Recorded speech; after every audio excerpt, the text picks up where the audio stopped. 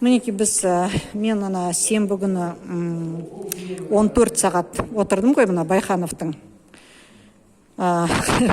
Әне мені қабылдайды, мені қабылдайды. Мінеки бізде жаңа Қазақстан осындай ұятсыз, нақтылы айталам әкімдер. Өйткені ол менің осында отырғанымды білді.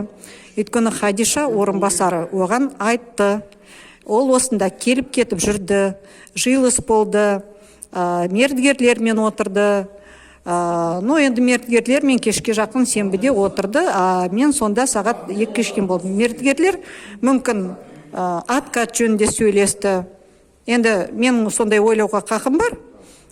Өйткені бір қала әкімінен кезінде естідім, у тебя какой интерес? Әйтеуір сол интерестармен отырған әкімдер, Тоқаев мырза, сіз барлығын, бізде мінеки Бакауов коррупциямен ба кетті әйтеуір.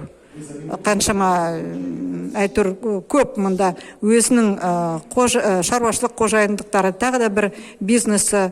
Даниял Ахметовтың баласының біз білеміз әйтеуір, естиміз, білеміз, ол мына Даниял Ахметовтікі, ол ананыкі, ол мынаныкі деген. Сондықтан мына бір қала әкімдерін сіз жаңа Қазақстан құрғыңыз келсе, қайтадан митинг болмасын десеңіз, тексеріңіздер. Қазақ тілін жолатпай жаңағы мына митингқа шыққанда 5 қаңтарда мен мысал үшін тіл үшін шықтым.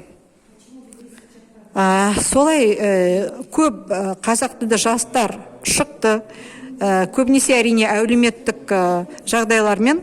Келесі митинг мен сенімдімін болады мына саяси жұрт өйткені пісіп жетіліп келеді.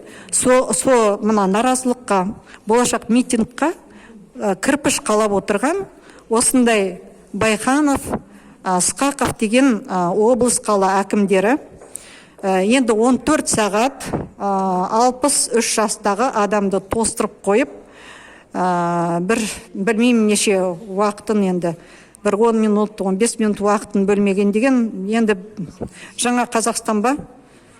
Тоқаев мырза, сіз маған соны айтсаңыз.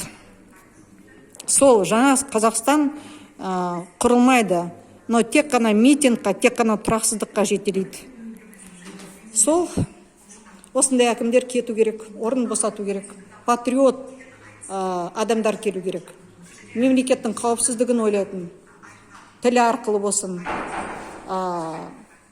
басқа мәселесі болсын, тұрақтылығын ойлайтын әкім керек мұнда.